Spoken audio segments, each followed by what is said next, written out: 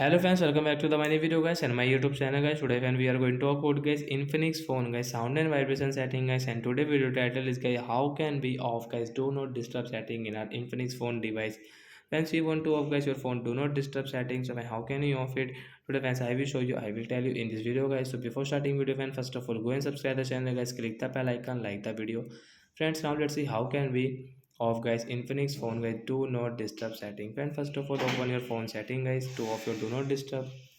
Oh, I'm sorry friends, I paused the video guys because of somebody. So guys, now let's see how can we off it. So friends, you will have to click on guys your phone sound and vibration setting, then guys scroll it.